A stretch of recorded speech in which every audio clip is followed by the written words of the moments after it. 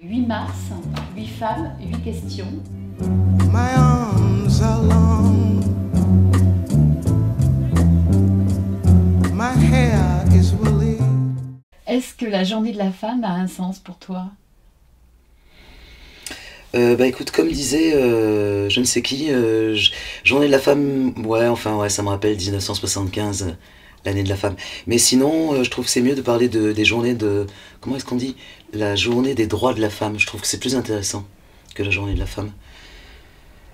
Mais ouais, ça a un sens, ouais. Est-ce qu'il te paraît important aujourd'hui que les femmes travaillent? Est-ce qu'il me paraît important que les femmes travaillent? Est-ce qu'il me paraît important que les hommes travaillent? Car je rappelle que travail vient de trépalium. Est-ce qu'il est important qu'elles travaillent? Oui, si elles en ont envie. Si c'est un moyen d'émancipation. Si maintenant c'est pour se retrouver à souffrir au travail, à être torturé au travail pour rien gagner, il me semblerait plus important qu'elles fassent autre chose. Mais bon, après, c'est un choix individuel, donc je n'ai pas d'avis général. Moi, j'aime bien avoir une activité. Voilà, si on est dans un système où c'est comme ça qu'on tire, qu'on a des revenus en travaillant. Enfin, pour des gens comme moi, des gens simples. Mais je préférerais être détaché de ça. Avoir des activités, quelles qu'elles soient. Pas que ce soit forcément le travail trépalium. Est-ce que tu penses qu'aujourd'hui, il y a encore des métiers d'hommes et des métiers de femmes? De fait, certainement. Par exemple, on voit que, je sais pas, dans une école maternelle, on s'attend plus souvent à voir des femmes, et puis, je sais pas, pilote d'avion, plus des hommes. Après, dans dans les faits, je pense qu'il y a des femmes pilotes d'avion et des hommes qui travaillent dans les crèches. Et pourquoi pas, encore une fois, c'est une question d'envie. Et si les gens ont envie de travailler dans des métiers qui ne correspondent pas à leur genre, parfait. Très peu de femmes s'engagent encore dans la politique. On instaure des quotas. Est-ce que tu penses que c'est un progrès? Alors, très peu de femmes s'engagent en politique. Bon, ça dépend de quelle liste, ça dépend de quelles élections. C'est sûr qu'au final, elles sont relativement peu souvent tête de liste. Mais quand on prend au niveau des petites mains, il y a beaucoup de femmes. L'autre partie de ta question, c'était quoi? Est-ce que tu penses que c'est un progrès d'installer une parité? Je trouve que dans un pays comme la France, et de fait, il le faut, oui. Moi, je suis pour les quotas. Quotas de femmes, quotas de minorités diverses, parce que ça se fait pas naturellement, quoi. Donc c'est très bien. Shabadabada, en plus, c'est une jolie chanson. Aujourd'hui, l'école s'est emparée de la question du genre. Est-ce que ça aussi, tu penses que c'est un progrès? L'école s'est emparée de la question du genre. Enfin, je crois qu'il y a quelques groupes de traditionnalistes qui sont emparés de la question du genre. Qu'il y a par ailleurs des gens qui réfléchissent à la question du genre. Je pense que c'est une question, le genre, hein, comme le nombre d'ailleurs, c'est une question comme une autre, sur laquelle, comme les autres, il est important de se pencher, d'autant que c'est assez fondamental encore. Il y a quand même beaucoup de choses qui sont genrées, le pouvoir est genré. Donc oui, c'est important qu'à l'école on discute de ces questions-là. Et puis il y a aussi tout le malaise qui est créé pour ceux qui ne sont pas dans la norme. Et pour cela, ça peut être assez libérateur qu'on parle du genre. Et même d'une façon générale, pour les autres aussi, ça peut être libérateur. Je pense qu'on parle du genre. On devrait aussi parler de la norme. On devrait réfléchir à ce que c'est que la norme, s'interroger sur ce genre de choses. Et je trouve que je sais pas, j'ai pas trop suivi hein, quoi, les dernières polémiques à l'école, de quelques excités. Ouais, non, moi je suis pour que qu'on dise les choses, qu'on parle des choses, qu'on parle des questions de genre, de sexe, de race, de pouvoir, de vouloir, je sais pas, tous ces trucs-là, oui, c'est important, oui. Après, il y a certainement des choix à faire, voilà. Est-ce que toi, par exemple, tu as eu une éducation très genrée? Alors moi, j'ai grandi assez rapidement comme un garçon manqué.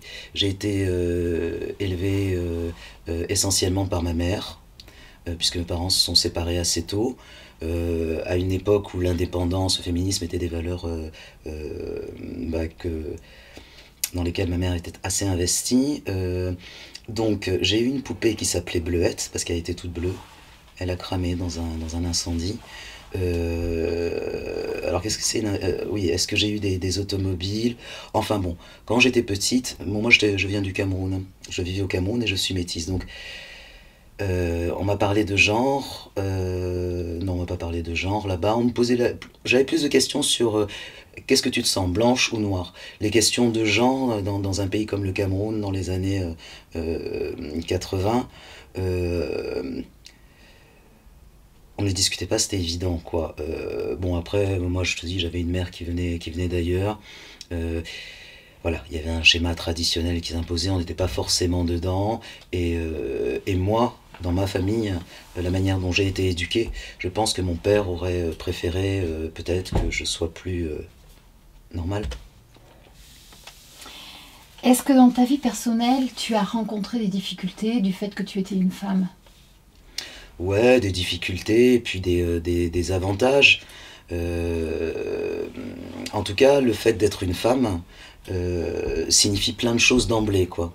Par exemple, quand on veut passer chef, quand on veut passer cadre, quand on veut passer le pouvoir, je veux dire, le top du pouvoir, hein, est difficile pour une femme. Mais bon, moi, je suis une femme noire, enfin, j'ai plein de trucs qui sont... voilà. Donc, après, le fait d'être femme... a certains avantages. Par exemple, il me semble que les femmes, justement, parce qu'elles ne sont pas naturellement au pouvoir, peuvent avoir une approche différente, basée sur d'autres choses que le rapport de force. euh, Parce que physiquement, donc la force, un homme est souvent plus fort qu'une femme, pas toujours, hein. Mais donc la femme est plus souple, la femme est bon, par exemple, on dit sur l'écoute, il y a des spécificités féminines qui, à mon avis, sont hélas sous-utilisées dans certains cadres, mais qui sont plutôt des avantages quand on veut travailler, quand on veut faire quelque chose. Par exemple, je suis euh, euh, tu connais la fable du chêne et du roseau? Bon, ben, je suis roseau. Une femme, c'est facilement roseau. Enfin, à la fin, c'est le chêne qui casse et le roseau qui... pas Loi. toujours, moi aussi, je peux casser.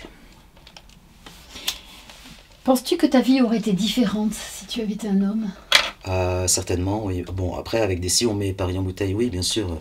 Si j'avais eu un bras en moins également, si j'avais vécu dans un autre endroit, si j'avais été un homme, si j'avais fait 1,95 m, si j'avais... oui, oui, oui, oui. Une dernière question, si tu devais citer une femme que tu as admirée ou qui t'a servi de modèle, tu penserais à qui? Je pense immédiatement à Diane Dufresne, parce qu'à chaque fois qu'on... Bon, mais bon, en fait, il y a Pourquoi certainement... Diane Dufresne? Diane Dufresne, parce que j'ai beaucoup aimé Diane Dufresne. Comment est-ce qu'elle disait, elle? Moitié femme et moitié bête. Enfin non, elle le disait avec l'accent canadien, ce qui fait moitié femme et moitié bête. Ça a été une de mes grandes... Elle m'a beaucoup accompagné, Diane Dufresne, mais c'est anecdotique, quoi. Voilà, ta question me fait penser à autrefois on me posait pas cette question, quelle est ta chanteuse préférée? Donc voilà, Diane Dufresne. Mais après, je pense, deuxième truc qui me vient, Hannah Arendt. Après, j'ai pas tellement de modèles dans la vie, hein. Mon modèle, je me l'invente. Il y a des tas de femmes qui sont marquantes, qui m'ont marqué. Mais voilà, ouais, Diane. Diane. My name is Aunt Sarah.